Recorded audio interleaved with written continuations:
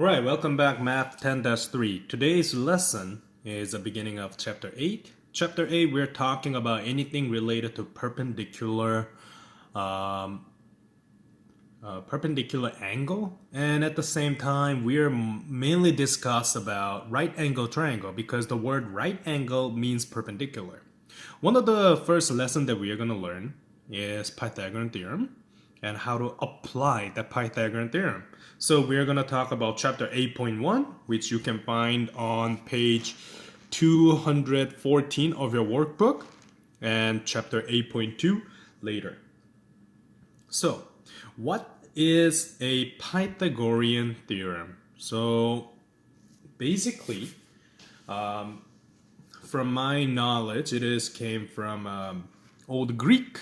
I believe Plato and there is a philosopher Plato, and then a group of philosophers. When it comes to philosopher, when they try to learn some truth about nature, one of the things that they discovered was some mathematical truth. Now, let me go through Pythagorean theorem first. First thing first, everything starts with right angle triangle. But the discovery of Pythagorean theorem wasn't discovered because of the right angle triangle. It was actually came out from the tile. So imagine there's a tile or Cartesian plane. Think about the graph paper. Assuming that one of the, in this case, I'm going to call it length. Length that's 3 units. And if you develop or create a square, you will have technically 9 tile or 9 as an area of this square. Make sure that when it comes to this, width and length is equivalent as the length of this right angle triangle. On the other hand, let's say you have 4 unit length. So that means 1, 2, 3, 4, like that. And you are creating a square like that too. Even though, of course, it doesn't look like a, what is it called? Square, but please understand my drawing. It is not my major. If you count everything, you will notice that there are 16 tile. Now, Greek philosophers discovered this. They found, and I'm going to draw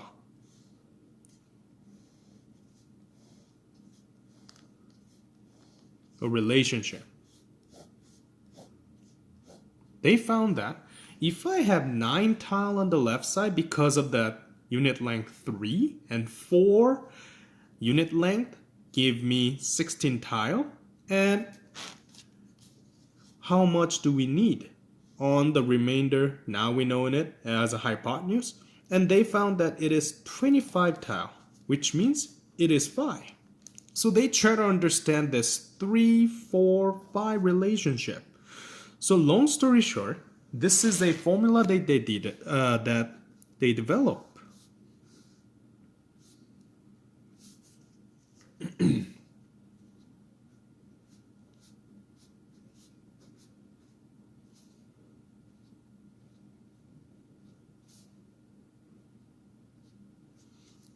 As you may notice, I decided hypotenuse,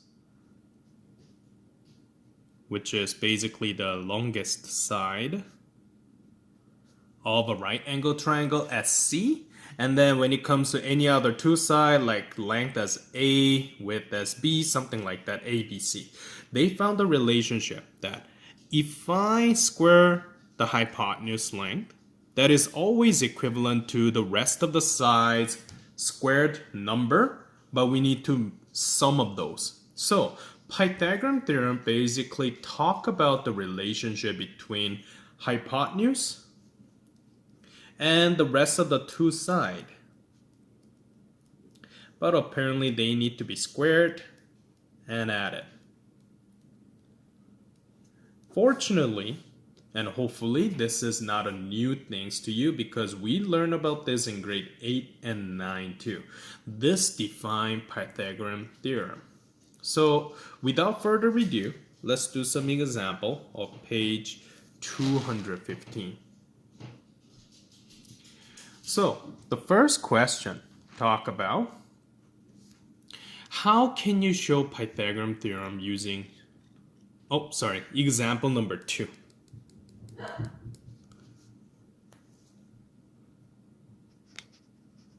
Example number 2. Page 215. You are given a three-sided right angle triangle. If I replicate the diagram, it looks like this. There's Y, there's X, there's W, something like that. Now, you need to use ruler to measure the whole thing. From my calculation of my measurement on this paper, this was 4 centimeter. This was 5 centimeter. Now note the fact that I measured the side length of it. Now here's the thing. When it comes to Y and W, it was 6 centimeter. I believe your workbook, when you measure, it should be something similar. We need to identify that if this is a right angle triangle or not a right angled triangle. So we are trying to find out two different situations. The one way that we can do is applying the Pythagorean theorem. This is longest side. If it's right angle triangle, it's A. One of the side as A, one of the side as B. So we're trying to find out the relationship C squared, if that's equivalent to is equal to A squared plus B squared. So C squared was 6 times 6, that's 36. Now A squared, that's 4 times 4, or 4 squared plus 5 squared. That's 16, that's 25. If I add those numbers together, 16 plus 25, then you get 41. Now here's the thing. 41 and 36, these are not the same number. These are actually different number. So that proves me that Pythagorean theorem does not work, and that simply means my triangle over here is not a right angled triangle. That's what I want to point that out. That's one thing that I want to point it out to you. We don't have technically some kind of actual application problem, but we are going to find some application of Pythagorean theorem in real life, which is available on chapter 8.2.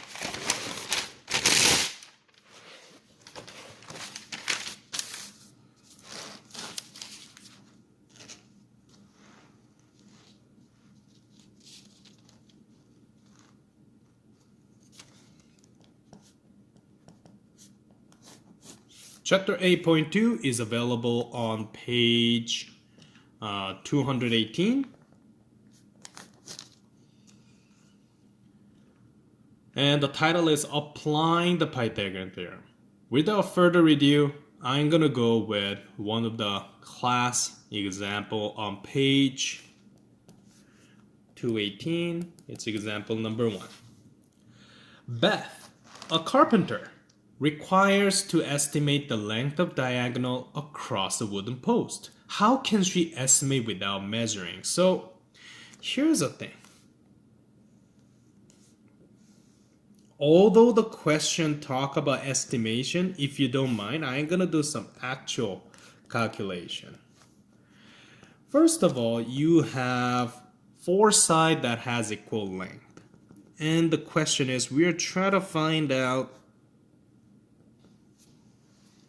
our diagonal length of it. So when you look at only the measurement that is given, width of this is given 3.5 inch, something like that. That's everything that is given by this question so far. But we know that this is a square wooden post situation. So this is 90 degree, everything like that. So I know that what I'm shading in here is my right angle triangle, which means my width is also 3.5 inches. So that means when it comes to 3 and 1 over 2, let's use mental math for that. If I round it up, if I make this mixed fraction into improper fraction is whatever the number on the top is larger. 3 times 2 plus 1, that's 7 over 2 inches. So here's the thing. I can use this as A, that as B. Order of A, B really doesn't matter in here. And we're trying to find A squared plus B squared is equal to C squared. Something like that. Mathematically, you need to remember the concept of square root. Square root always reverse the square that you have in here. So technically what I'm going to do is this. In order to find C, we need to find A squared and B squared, then we need to square root of that. So here is my substituted number, ladies and gent. 7 over 2 square plus 7 over 2 square and square root. 7 over 2 square means 49 over 4. Same thing happened for the other one. And don't forget the square root on the top. 49 plus 49 is 98. Denominator is 4. Remember, denominator you don't multiply anything. And that's what we have. Now after that, it's our calculation time. So take out your calculator, square root, and then you're gonna put 98 over 4 equal to, then you have 4.9497 and nasty number, which means we need to round it up. Please round it up to two decimal place. So 4.95 will be my proper answer. Inch.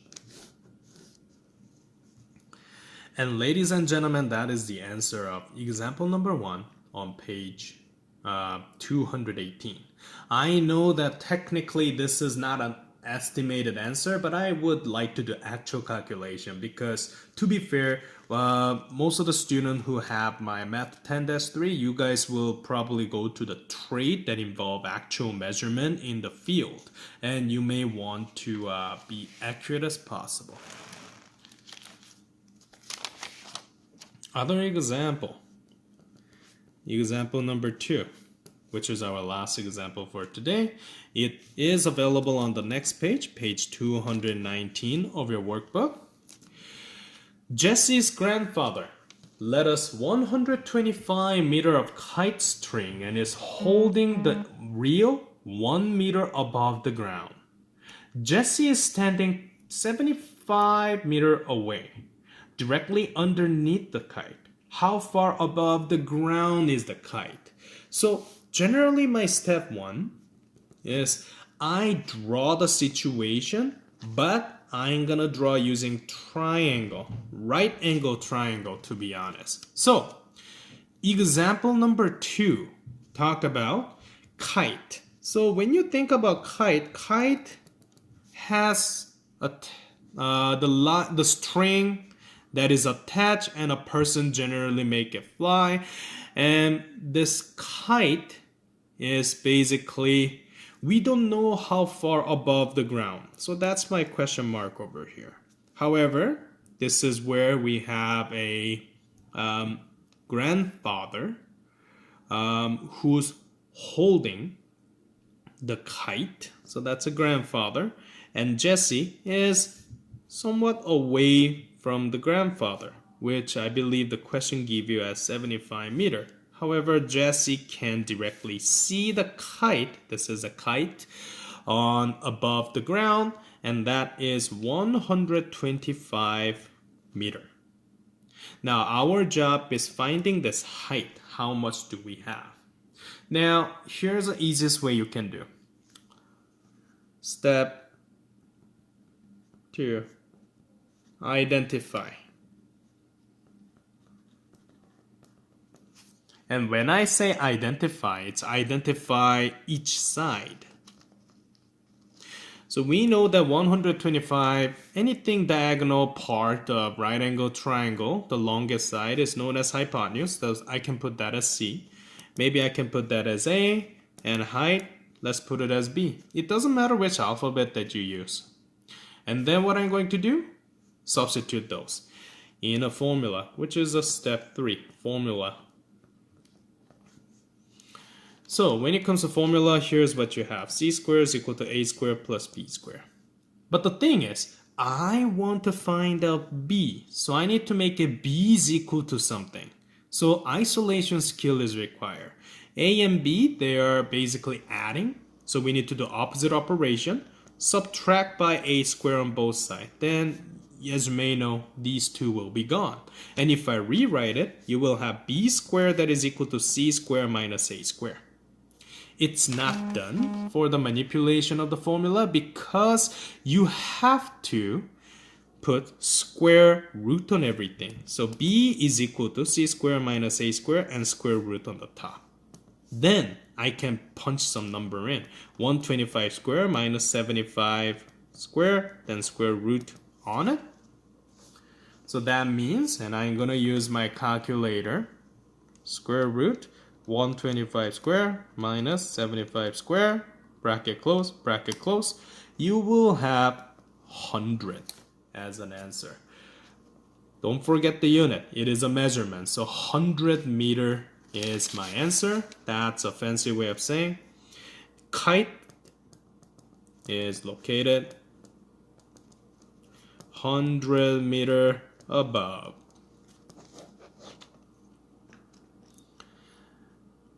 That is today's lesson.